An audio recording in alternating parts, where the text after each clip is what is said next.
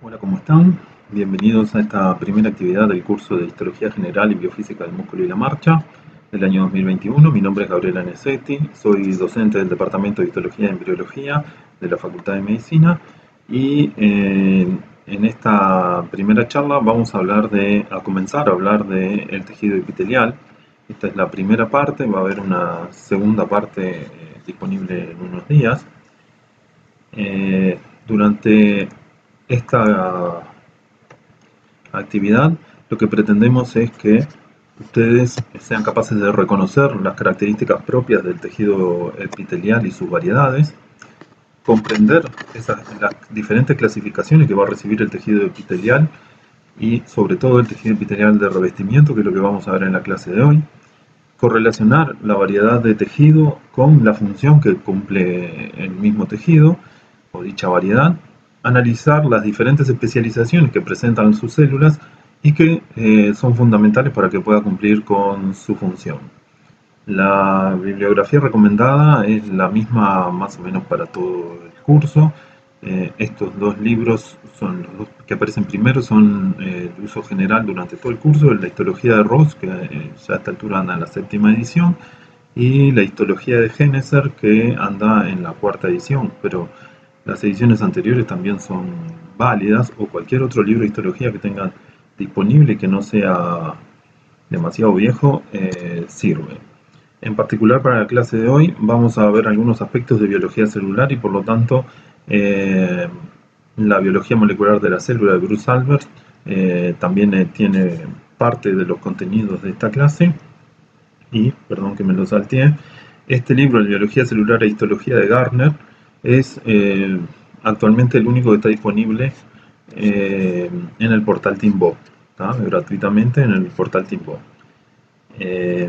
Bien, entonces vamos a definir qué es un tejido epitelial. El tejido epitelial es uno de los 4 tejidos básicos, de lo que se llaman los 4 tejidos básicos, que son el tejido epitelial, el conjuntivo, el muscular y el nervioso, aunque algunos hablan de otras variedades.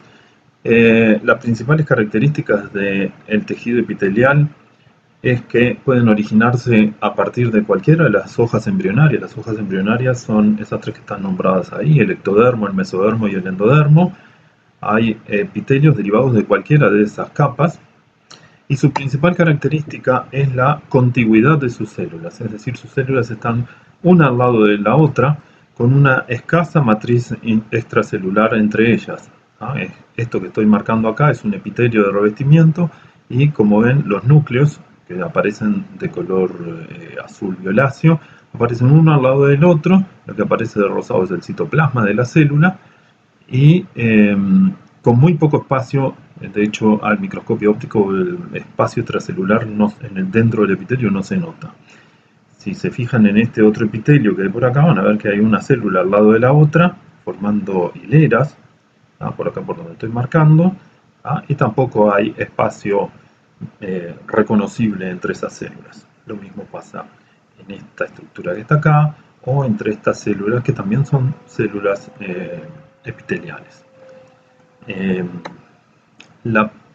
Otra de sus características es que es un tejido avascular, es decir, no hay vasos sanguíneos presentes dentro del tejido epitelial. Siempre el tejido epitelial, para su nutrición, depende del tejido conjuntivo subyacente, que es donde se localizan los vasos.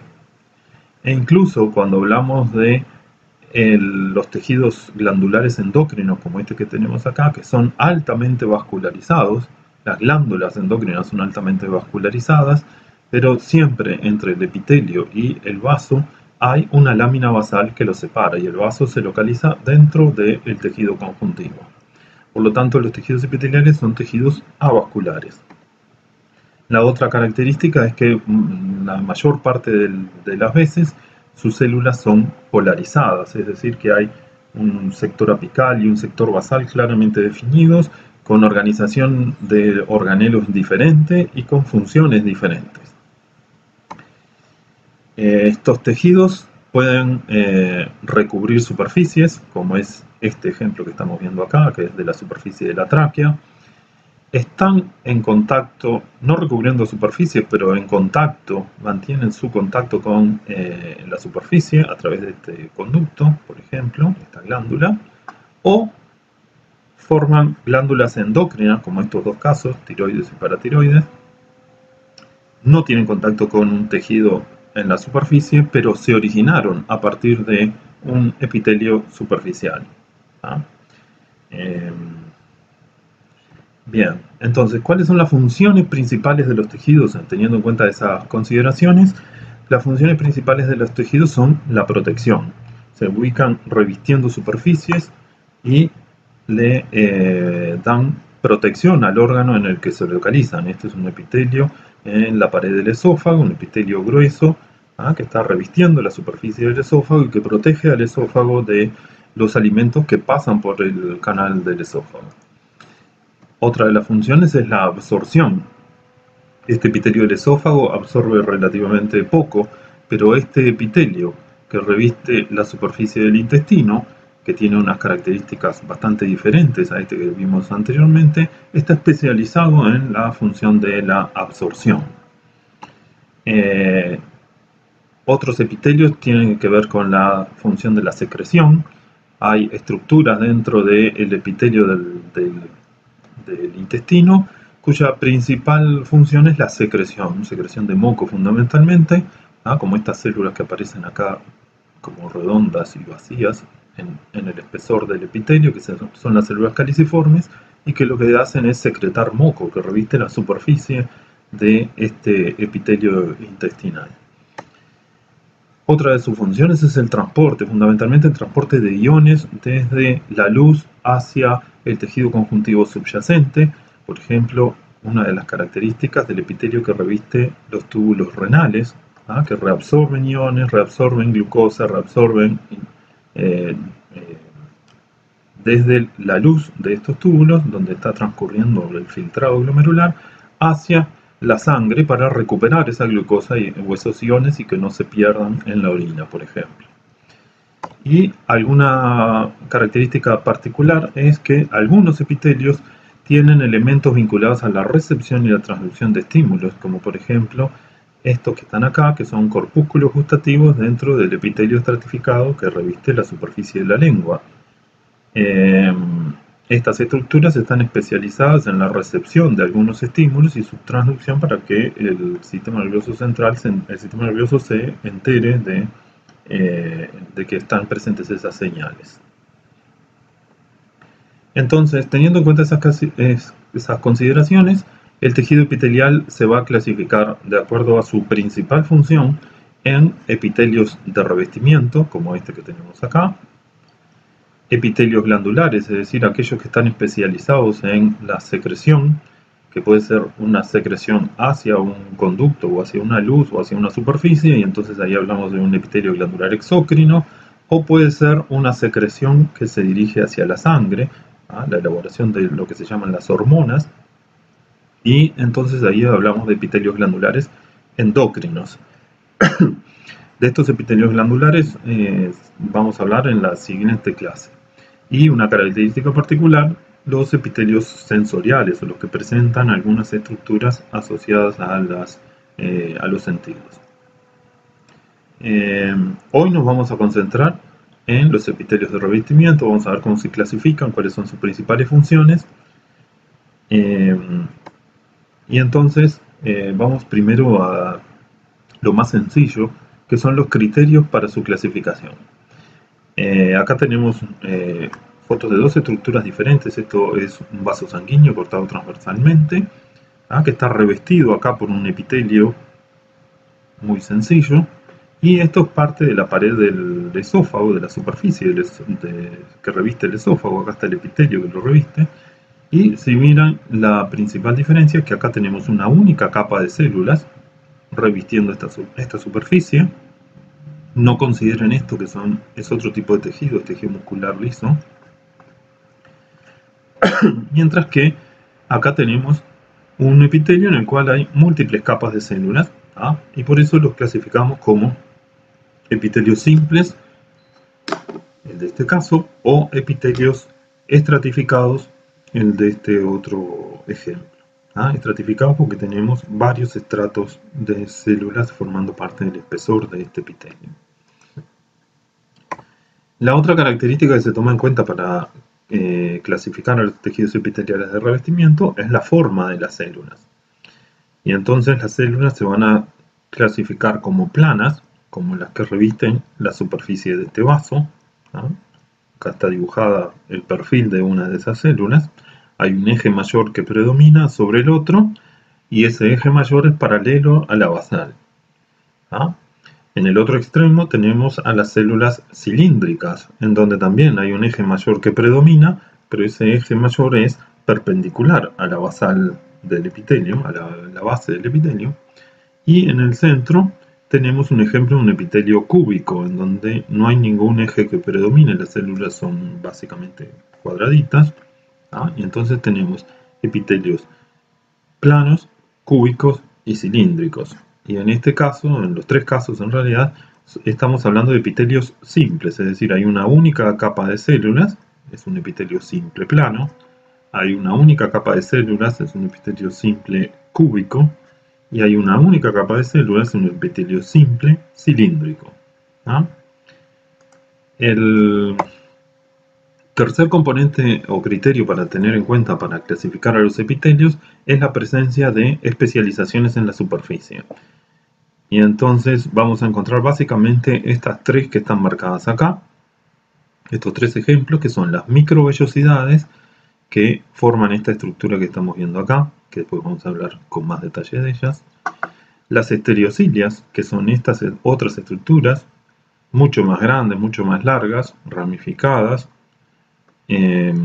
y las cilias, que son estas otras que estamos viendo acá, y que tienen otras funciones y otra estructura diferente. Y entonces pueden haber epitelios ciliados, con estereocilias o con microvellosidades. Entonces, estas tres características, estas tres cosas son las que se tienen en cuenta para clasificar a los epitelios. Entonces tenemos epitelios simples o estratificados en base al número de capas, en base a la forma de las células, planos, cúbicos o cilíndricos, y además decir la presencia de especializaciones de superficie o de algún tipo celular en particular, como por ejemplo la presencia de células caliciformes, que las nombramos hace un ratito. Cuando vamos a clasificar un epitelio, entonces tenemos que decir todas estas cosas. Es un epitelio cilíndrico simple con microvellosidades y células caliciformes, o es un epitelio ciliado con pseudoestratificado en este caso, porque no lo nombramos todavía, pero está. Bien, entonces, considerando esos criterios, que ya los nombramos, vamos a tener epitelios simples y planos, como el endotelio que reviste la superficie de los vasos sanguíneos, epitelios simples y cúbicos, como el que vimos en un conducto, por ejemplo en los túbulos de los túbulos renales, un epitelio simple cilíndrico, como vamos a encontrar, por ejemplo, en el intestino, o cuando tenemos múltiples capas y entonces tenemos epitelios estratificados. El epitelio estratificado plano, que es la forma más común, puede presentar dos tipos de especializaciones diferentes. Un tipo de especialización que es la presencia de una capa córnea, o estar queratinizado, que es lo mismo que tener una capa córnea, como es el epitelio de la piel, no es un epitelio estratificado plano queratinizado o estratificado plano con capa córnea, en donde, si se fijan, la forma de las células es variable. Las basales son cilíndricas, las partes centrales son cúbicas y las superficiales son planas. Por convención, para decir si un epitelio estratificado es plano, cúbico o cilíndrico, lo que se miran son las células más superficiales. Por lo tanto, el epitelio de la piel, por ejemplo, es un epitelio estratificado plano con capa córnea o queratinizado. En otros sectores hay epitelios planos no queratinizados, es decir, sin capa córnea. Unas formas más raras son los epitelios estratificados cúbicos o estratificados cilíndricos, son menos frecuentes, mucho menos frecuentes. En algunos conductos pueden aparecer, en algunos conductos glandulares. Y hay dos formas particulares de epitelios que no entran bien dentro de estas clasificaciones, y que son el epitelio pseudoestratificado y el epitelio de transición. El epitelio pseudoestratificado es característico de las vías respiratorias y por eso se le llama también epitelio respiratorio, mientras que el epitelio de transición también se le denomina urotelio porque tapiza la mayor parte de las vías urinarias, uretes, vejiga y uretra, o parte por lo menos de la uretra, ¿ah? Y se denomina de transición porque puede cambiar su conformación o su organización, la organización de sus células. Básicamente lo que se va a traducir es una disminución o un aumento en el número de capas que forman parte del epitelio, y por eso se llama de transición, de pocas capas a muchas capas, dependiendo del grado de distensión o contracción que tenga el órgano en cuestión. Imagínense en la vejiga llena de orina está distendida y el epitelio entonces se hace más delgado, mientras que cuando la vejiga se contrae, cuando se vacía, el epitelio se acomoda, sus células se reacomodan y permiten entonces que se vea más alto. Perdón. El epitelio pseudoestratificado o epitelio respiratorio, me olvidé decirles, pensé que había otra diapositiva, se llama pseudoestratificado porque si miramos de acuerdo a la disposición de los núcleos, hay varias filas de núcleos y uno pensaría que es un epitelio estratificado porque veo varias filas de núcleos. Sin embargo, cuando se analiza la forma de las células, se ve que todas ellas tienen algún sector que se apoya contra la lámina basal, contra el sector basal, es decir, que no importa dónde esté el núcleo, todas las células tienen un sector apoyado contra la basal del epitelio. Por eso no es un epitelio estratificado, es un falso estratificado o pseudoestratificado. Y su clasificación completa en realidad es un epitelio pseudoestratificado cilíndrico, porque sus células tienen un eje mayor que predomina, ciliado, porque acá en la superficie apical hay cilias, y con células caliciformes, que acá en esta foto particular no se ven, pero que después las vamos a ver con más detalle. El urotelio o epitelio de transición se denomina simplemente así, epitelio de transición, y su principal característica, como decíamos, entonces es que cambia el número de capas que lo forman según si el órgano está distendido o contraído. Bien, entonces vamos a ir viendo ejemplos de cada uno de estos epitelios, o de la mayoría de ellos, y su principal función o la principal función que cumplen. Vamos a tomar el más sencillo de todos, que es el epitelio simple plano, es decir, una única capa de células aplanadas.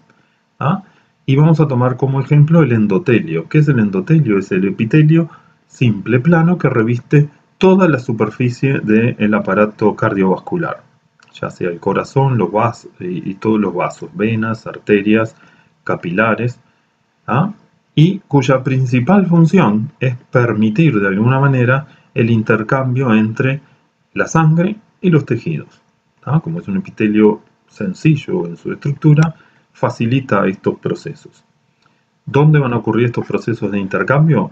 Van a ocurrir a nivel de los capilares, ¿sí? Estos capilares tienen una estructura muy sencilla, un epitelio simple plano, una luz, que reviste una luz y que está apoyado sobre una lámina basal, ¿sí? Cuando los miramos al microscopio óptico y a mayor aumento, en realidad este capilar que está representado acá vendría a ser algo como lo que aparece acá. Esto es un capilar, hay un núcleo de una célula endotelial y se ve el resto de la pared del capilar. Por ahí pasan los eritrocitos. Acá aparece otro, pero está más cerrado. Acá aparece otro, estos son capilares, son extremadamente pequeños. Acá tenemos una arteriola, que también es parte del aparato cardiovascular y que también está revestido por el mismo tipo de endotelio, pero como tiene una pared más gruesa, no participa en los intercambios a nivel tisular. Si miramos con un microscopio electrónico un capilar como este, lo que vamos a encontrar Es una estructura más o menos así. Este es el capilar. La luz del capilar, dentro de la luz aparece un eritrocito que estaba circulando justo en ese momento por ahí. Y el epitelio simple plano es esto que les estoy marcando en este momento. En este corte en particular no se ve el sector de la célula endotelial en donde se localiza el núcleo. El corte no lo agarra, el núcleo estaría o más adelante o más atrás de este sector de corte. Y si se fijan, como es tan delgado, facilita los procesos de intercambio entre la sangre que está circulando y el tejido que lo rodea. Si miramos con detalle la pared de este capilar en la zona donde no está en las zonas donde no está el núcleo, vamos a ver que es muy sencillo. Hay algo de citoplasma, una membrana en contacto con la luz vascular y una membrana plasmática en contacto con la lámina basal. Y en el interior encontramos una serie de vesículas que son importantes para el proceso de intercambio. Lo vamos a ver acá con más detalle. Este proceso de intercambio involucra a diferentes tipos de moléculas y, como ustedes saben, las moléculas tienen diferente solubilidad en las membranas, en el agua, etcétera, etcétera.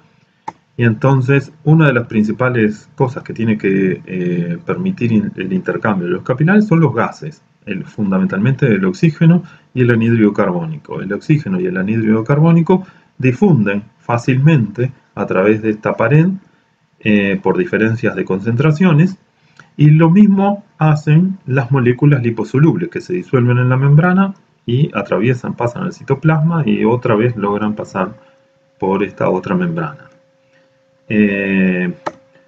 Las moléculas hidrosolubles de bajo peso molecular y los iones también atraviesan este citoplasma, pero utilizan transportadores a nivel de la membrana.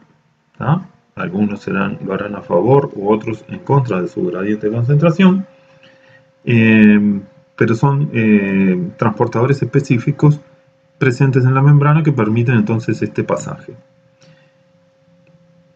Moléculas de mayor peso molecular pueden también atravesar estos capilares y generalmente lo hacen a través de estas estructuras, de estas vesículas, que no son otra cosa que vesículas pinocitóticas, que lo que hacen es captar parte del líquido, o sea, esto es una endocitosis de líquido, por eso se llama pinocitosis. Parte del líquido queda metido dentro de esta vesícula y esta vesícula transita por el citoplasma de la célula endotelial y se fusiona luego con la membrana plasmática opuesta, liberando entonces o permitiendo que se libere el contenido de estas vesículas. Este fenómeno de transitar la vesícula desde una superficie hacia la otra se denomina transitosis y permite que moléculas hidrosolubles y de un alto peso molecular que no podrían atravesar membranas ni podrían pasarla a través de canales sean transportadas de un sector al otro de este epitelio, de este epitelio simple plano o endotelio. ¿Sí? Bien, simplemente como dato para tener en cuenta, el endotelio no siempre es igual en todos los capilares, y van a ver más adelante cuando estén en cardio que hay capilares que presentan fenestraciones, es decir, sectores en los cuales el citoplasma de la célula endotelial desaparece casi, y se forman diafragmas a veces y a veces no, y que por lo tanto tienen una capacidad de difusión mucho mayor que los capilares que veníamos hablando recién. Se llaman capilares fenestrados porque tienen estos poros o fenestras que permiten ese intercambio más fácil. E incluso hay órganos, como por ejemplo el hígado, en donde los capilares tienen un endotelio discontinuo y entonces hay espacios, esto que dice gap acá, estos espacios entre las células endoteliales permiten un pasaje mucho más grosero de sustancias desde la luz del capilar hacia los tejidos. Bueno, empecemos entonces ahora con otro ejemplo de un epitelio simple cúbico. En este caso hablaremos de los túbulos renales, en donde como decíamos, participan en el proceso de intercambio selectivo, y para eso este epitelio simple cúbico presenta una serie de especializaciones o invaginaciones de la membrana plasmática que permiten la interdigitación con las células vecinas y el aumento de la superficie de membrana a nivel basal. Cuando miramos un corte con hematoxilina y eosina estos túbulos, en realidad todas estas interdigitaciones no son visibles, están por debajo del poder de resolución del microscopio óptico, pero eso lleva a que los límites entre estas células no sean reconocibles con este aumento. Los límites tampoco son fácilmente reconocibles cuando miramos con una microscopía electrónica de transmisión. Acá tenemos un sector parecido a lo que sería esto, el núcleo de la célula epitelial, el citoplasma, una serie de microvellosidades largas hacia la luz, que es este borde irregular que estamos viendo acá, y en este sector que aparece señalado con estas flechas, vemos que hay un límite irregular del sector basal de la célula, y que cuando miramos con detalle todos esos sectores, vamos a encontrar una imagen parecida a esto. Esta es la lámina basal, se encuentra por acá. Acá hay un capilar con su endotelio simple plano. Y este es parte del citoplasma de una célula como esta. ¿Y qué es lo que encontramos? Encontramos gran cantidad de invaginaciones de la membrana plasmática, que lo que hace básicamente es aumentar la superficie de membrana, y entre esas invaginaciones característicamente se encuentran estos organelos que no son otra cosa que mitocondrias, muchas mitocondrias ordenaditas una al lado de la otra en forma paralela a las invaginaciones de la membrana plasmática. ¿Para qué es todo esto? Esto va a permitir, es fundamental para el intercambio, fundamentalmente el intercambio de sodio, y atrás del sodio vienen el agua y otro montón de iones, incluso la glucosa, que se reabsorben a nivel de estos túbulos. Entonces vamos a tener poco sodio en la luz del túbulo y mucho sodio en el tejido intersticial, en el conjuntivo, hacia donde están los capilares, ¿ah? Y la célula va a tener que transportar estos iones sodio, en contra de un gradiente de concentración, ¿ah? Y para eso lo que va a tener en estos repliegues de membrana es gran cantidad de bombas de sodio, ATPasas de sodio y potasio, intercambiadores, ¿ah? Que permiten, en contra de este gradiente de sodio, enviar sodio hacia el tejido conjuntivo que está por debajo del epitelio. Las mitocondrias que están presentes a los lados de esos pliegues de membrana, lo que facilitan es la producción de ATP en un lugar cercano al lugar donde se consume ese ATP, es decir, las mitocondrias producen ATP y las bombas consumen ese ATP inmediatamente. Obviamente hay canales también que permiten el ingreso del sodio por la membrana apical, con lo cual lo que hablábamos hoy de la polarización de las células epiteliales, este es un ejemplo. Esto aparece en el sector basal y es distinto de lo que hay en el sector apical. Por lo tanto, lo que vamos a tener es un flujo neto de iones sodio en esta dirección en contra de este gradiente de concentración. Otro ejemplo muy conocido de epitelio es el epitelio que reviste la superficie del intestino. Es un epitelio simple, una única hilera de células, cilíndrico, porque sus células son más altas que anchas, que tienen un platillo estriado o chapa estriada, que es esto que les estoy marcando acá, y la presencia de células caliciformes. La denominación completa de este epitelio, que también lo están viendo por acá, es un epitelio simple cilíndrico con células caliciformes y chapa estriada, ¿sí? Y chapa estriada. ¿Cuál es la principal función de variedad de tejido? Es la absorción, y para eso es que tiene microvellosidades. ¿Dónde están las microvellosidades? Las microvellosidades como tales no se ven al microscopio óptico, pero como tienen muchas y todas ordenaditas, forman esto que llamamos la chapa estriada. ¿Cuándo vamos a ver las microvellosidades? Cuando lo veamos al microscopio electrónico. Esto es una micrografía electrónica de transmisión de un sector parecido a este, en donde vemos los enterocitos o células cilíndricas absortivas de este tejido, este y este que está acá, y una célula caliciforme que aparece acá en el centro, donde tiene el cáliz lleno de gránulos de secreción de moco, que ese moco reviste la superficie epitelial, la superficie apical del epitelio. Los enterocitos en su superficie apical tienen las microvellosidades, que como ven, como esto tiene poco aumento, a pesar de ser una microscopía electrónica, es difícil identificar individualmente a esas microvellosidades. Pero si miramos con más detalle, acá sí las podemos ver. Y como vemos son todas iguales, una al lado de la otra, dispuestas una al lado de la otra, con muy poco espacio entre ellas. Y lo que hacen estas microvellosidades básicamente es aumentar la superficie apical, la superficie de membrana apical, para favorecer los procesos de absorción. Todo lo que pueda ser absorbido por esta célula va a ser absorbido a nivel de esta membrana.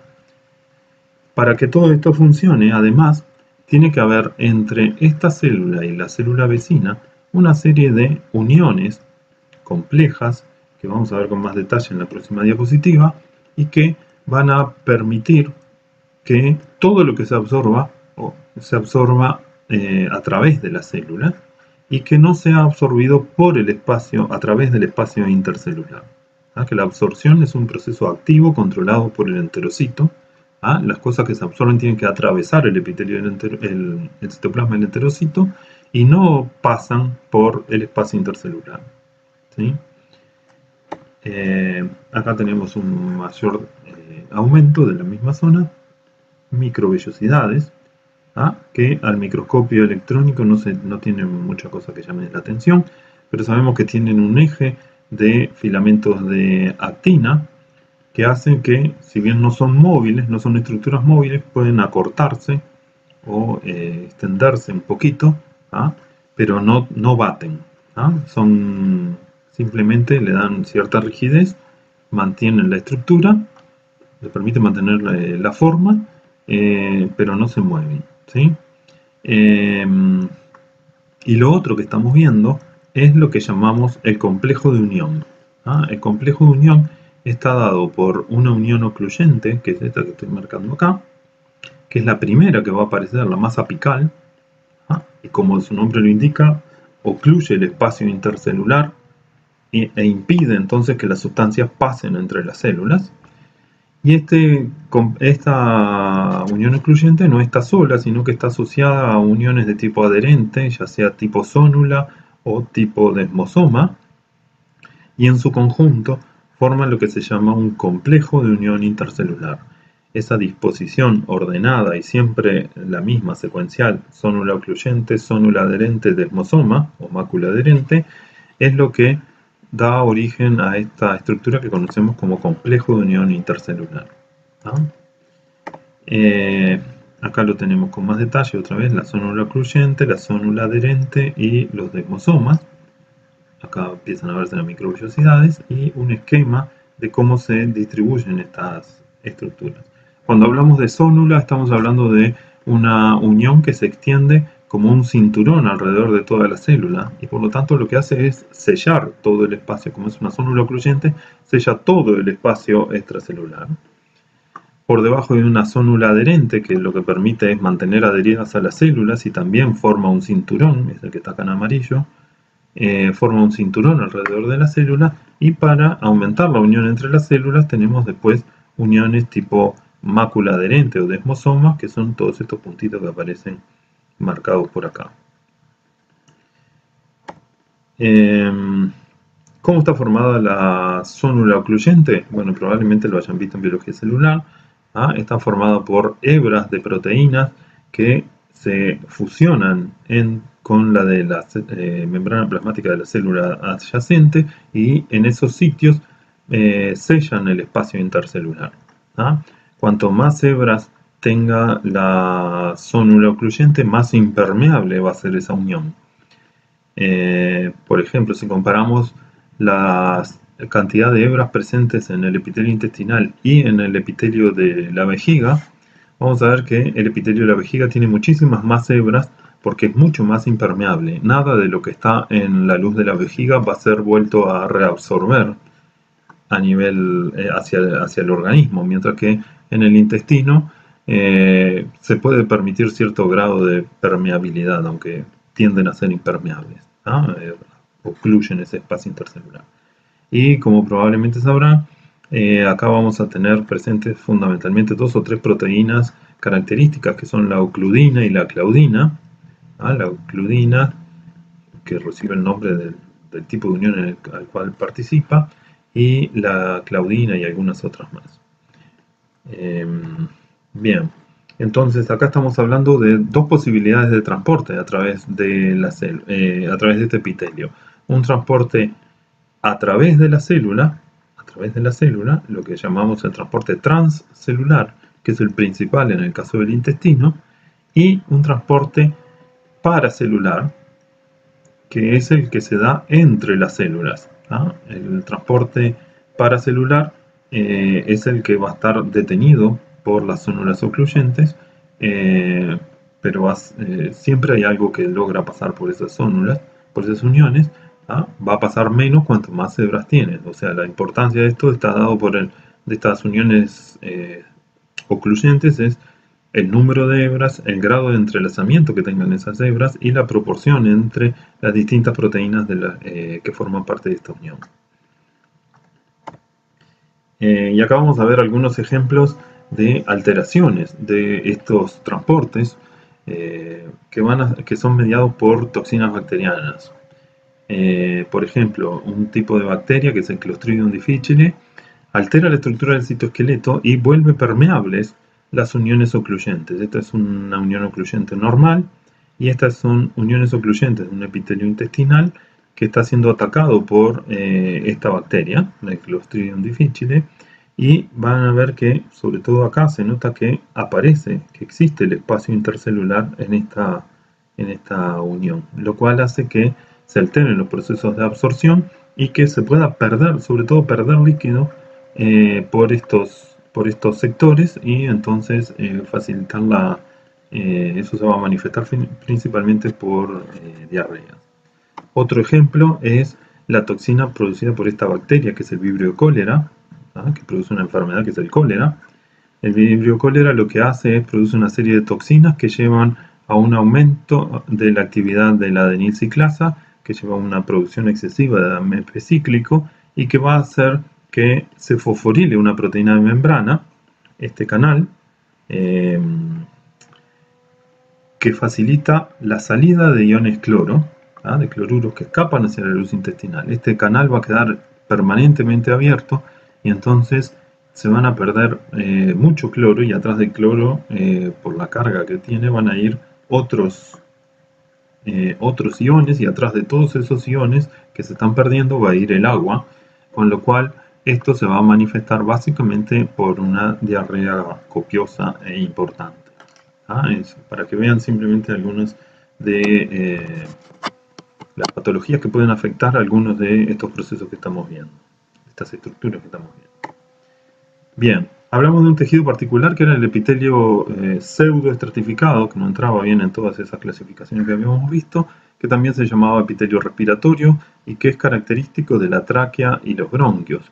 Su clasificación completa es un epitelio pseudoestratificado, cilíndrico, porque sus células son altas, ciliado, porque las células que llegan hasta la superficie tienen cilias, y con presencia de células caliciformes, como esta que está acá o esta que está acá, que se ven de un color más claro. Este epitelio, entonces, su principal función es el barrido del moco que producen las células caliciformes, y moco en el cual se van a ir pegando los diferentes contaminantes que vengan en el aire inspirado.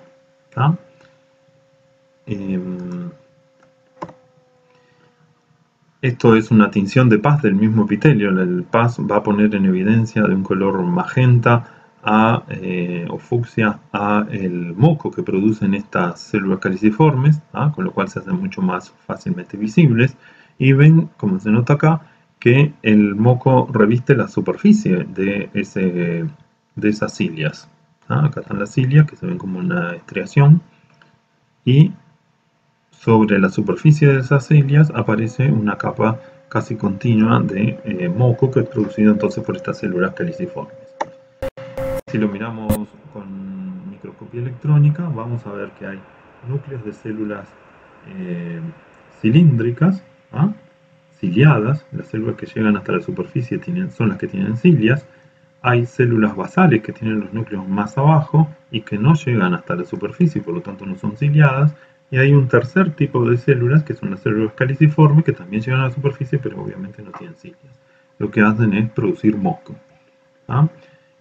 Como entonces eso lleva a que haya núcleos a diferentes alturas, hablamos de un epitelio pseudo estratificado porque todas se apoyan sobre la lámina basal. Las células ciliadas tienen estas estructuras entonces que llamamos cilias, que son móviles, y que a diferencia de las microvellosidades tienen un eje de microtúbulos, que también lo vieron en biología celular. Hablaron de esta organización en 9 pares de microtúbulos más un par central. La presencia de dineína como la TPasa fue necesaria para generar el movimiento de esta estructura, y que esta cilia se continuaba en la parte basal con un cuerpo basal o centríolo. Cada una de esas cilias tiene un cuerpo basal o centríolo, cuya estructura microtubular cuya organización de microtúbulos es diferente. Acá tenemos 9 tripletes de microtúbulos y no hay microtúbulos centrales, y que de alguna manera le da estabilidad y controla el movimiento de estas cilias. Si quieren después pueden repasar bien cómo era la estructura, la disposición de las dineínas, las conexiones radiales, el número de protofilamentos que tenía cada uno de esos microtúbulos, de los que formaban el par, etcétera, etcétera. Y acá lo que estamos viendo es cómo baten las cilias. Acá vemos el batido, el movimiento ciliar, que es como un latigazo. Como pueden ver, en realidad una cilia sola que bate no hace demasiado, pero si tenemos miles de cilias batiendo todas en la misma dirección, el movimiento es mucho más ordenado, se genera un desplazamiento en un sentido. ¿Y qué es lo que están batiendo estas cilias? Bueno, lo que están batiendo es una capa de moco, que es producida por las células caliciformes, y sobre esa capa de moco, sobre todo en la parte más superficial, es donde se van a ir pegando las partículas de polvo u otras sustancias que vengan en el aire que inspiramos. Son estas estructuras que están acá, y entonces el batido hace que se vayan en dirección opuesta a los pulmones. Es decir, el objetivo es tratar de que no lleguen a los pulmones.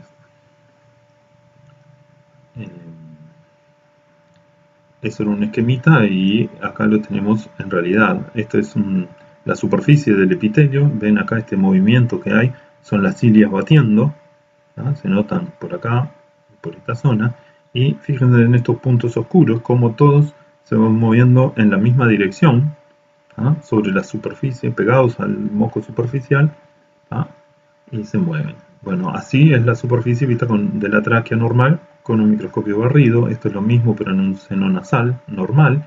Y fíjense lo que pasa en un paciente con sinusitis crónica. Las cilias desaparecen, muchas de ellas. Acá debería estar todo lleno de cilias y bueno, quedan grupitos de células con cilias y otras, la mayoría de ellas no. Lo cual hace que el seno nasal, y si lo mismo pasa en la tráquea, la función no se cumpla correctamente. El otro tipo de epitelio del cual vamos a hablar es el epitelio estratificado plano queratinizado, el que forma la epidermis, la capa más superficial de la piel, el epitelio de la piel, cuya principal función es la protección, y que para eso tiene lo que llamamos la capa córnea, que es la capa queratinizada, y un montón de uniones adherentes que vamos a ver ahora con más detalle. La primera cosa a considerar es que, si bien toda la piel tiene un epitelio exactamente igual, en el sentido de que es estratificado, plano, queratinizado, el espesor de ese epitelio puede variar mucho según la zona que consideremos. El epitelio de los párpados, como podría ser este, es mucho más delgado que el epitelio de la yema de los dedos, que es mucho más grueso. ¿Ah? Si se fijan, toda esta zona es lo que llamamos la capa córnea, todo esto que estoy marcando acá, y estas poquitas capas medias desmembradas también forman la capa córnea en este caso.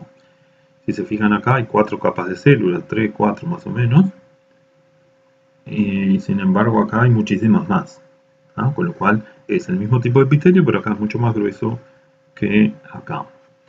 Todo este sector está formado por células que están vivas, lo mismo que este que está acá, pero a medida que las células ascienden hacia la superficie se van cargando de queratina y terminan muriendo, transformándose en escamas que forman el estrato córneo y que luego se terminan descamando sobre la superficie. Quiere decir que toda esta capa está formada por células muertas cargadas de queratina. ¿Sí? Para que esto pueda funcionar, entonces, este epitelio pueda cumplir con su función, entonces tiene que continuamente estar renovándose, y eso lo hace a partir de lo que llamamos el estrato basal. En el estrato basal es donde vamos a encontrar las mitosis, que van a permitir las células madre, y las mitosis, que van a permitir la renovación constante de este epitelio. Las células, a medida que van madurando, van ascendiendo hacia la superficie, pasan de ser cilíndricas a ser cúbicas, hasta que terminan siendo células planas, que tienen su núcleo y su citoplasma, que se va cargando de diferentes tipos de queratinas, hasta que en un momento la célula se muere, pierde el núcleo y forma estas estructuras que vemos acá de color más oscuro, que corresponden a las escamas. Cada una de estas, esta que se está separando, por ejemplo, en algún momento fue una célula como esta. ¿Ah? Todo esto está lleno de queratina y las células están muertas. ¿Ah? Para que todo esto funcione correctamente, las células entre sí deben mantenerse unidas. ¿Ah? Y para eso tienen un montón de uniones adherentes, que son todas estas estructuras como oscuras que estamos viendo por acá. Cuando marcamos más o menos los límites de las células, vemos que hay una serie como de espinas que comunican una célula con la otra. Lo mismo pasa acá, y acá, y acá. ¿Ah? Este sector es el que tenemos acá en mayor aumento, y esto que les estoy marcando son los sitios de unión entre dos células adyacentes. Son uniones de tipo adherente, desmosomas, ¿ah? Que hay miles, y que son las que mantienen unidas a las células entre sí, y que solo se van a romper incluso mucho después de que la célula se murió, y que eso es lo que facilita la descamación. ¿Ah? En el sector basal, contra la lámina basal, lo que hay son estructuras parecidas a los desmosomas, a medio desmosoma, y por eso hablamos de hemidesmosomas. ¿Ah? Lo mismo pasa en la presencia de estos hemidesmosomas, también se da en todos los otros epitelios de revestimiento, y los hemidesmosomas lo que permite es mantener la adhesión con el tejido conjuntivo subyacente. Esto es un repaso de los desmosomas. En este caso tenemos 3 desmosomas entre dos células vecinas. Están formados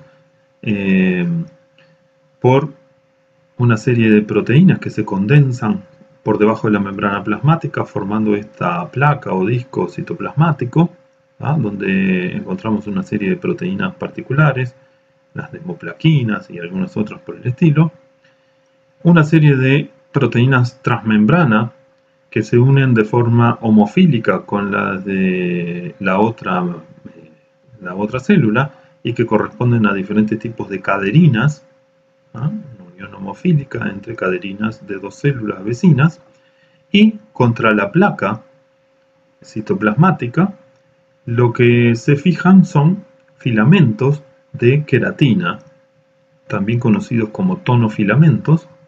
¿Ah? Es un tipo particular de filamento intermedio, y que son todas estas líneas oscuras que están viendo acá, que de alguna manera terminan o pasan por cada uno de estos desmosomas. Como esto en realidad no se corta acá, sino que se extiende por toda la célula y llega a otro desmosoma y así sucesivamente, conectan múltiples desmosomas entre sí y permiten entonces formar una red del citoesqueleto que mantiene la forma de la célula, ¿ah? Y que mantiene a esta célula adherida con sus células vecinas, ¿ah? Algo similar ocurre en los hemidesmosomas, solo que acá tenemos medio desmosoma del lado de la célula epitelial y del otro lado lo que tenemos es la lámina basal y matriz extracelular del tejido conjuntivo. En lugar de tener caderinas, como había en el desmosoma, lo que vamos a tener en este caso son integrinas, pero del mismo modo vamos a tener esa placa densa o placa citoplasmática y vamos a tener a los filamentos de queratina o tonofilamentos pasando o fijándose de alguna manera en esa placa. Los tonofilamentos se ven acá mejor que incluso en esta otra foto. Como pasan por el hemidesmosoma, acá hay uno y acá hay otro hemidesmosoma y múltiples filamentos llegan a anclarse en ese hemidesmosoma. En este sector entonces lo que tenemos son integrinas, que se acuerdan que eran proteínas que se denominaban así porque lo que hacían era integrar al citoesqueleto de la célula con la matriz extracelular. Esas integrinas lo que hacen es unirse a laminina, fibronectina, moléculas de colágeno, etcétera, que están presentes en la lámina basal. Y entonces vamos a hablar, antes de terminar rápidamente, de dos conceptos importantes, que son el de membrana basal y el de lámina basal, que si bien no son sinónimos, uno incluye al otro, ¿no? La membrana basal es reconocible al microscopio óptico con determinadas técnicas particulares, como la técnica de Paz, y es esta línea roja que estamos viendo por acá, delimitando este glomérulo, o esta línea roja que delimita cada uno de los túbulos renales que estamos viendo en esta foto, o los capilares que están presentes acá. Esa membrana basal incluye a lo que llamamos la lámina basal y a la lámina reticular. Está formada entonces por estos dos sectores, lámina basal y lámina reticular. Cuando miramos esta membrana basal al microscopio electrónico, lo que vamos a ver es esto. Acá tenemos parte del citoplasma de una célula epitelial, varios tonofilamentos que cruzan por todos lados, se están formando, donde están las flechas, algunos semidesmosomas, y acá tenemos lo que llamamos la lámina basal. La lámina basal está formada por este espacio claro que está marcado con la flecha roja, con el triángulo rojo, que se denomina lámina lúcida, porque es transparente. Inmediatamente por debajo se localiza esto más denso, que está marcado con la flecha azul, y que se denomina lámina densa. O sea que lámina lúcida y lámina densa forman la lámina basal. Y la lámina basal más la lámina reticular, que es todo esto que hay acá abajo, donde hay colágeno y cosas por el estilo, forman en su conjunto la membrana basal que podemos mirar al microscopio óptico, ¿sí?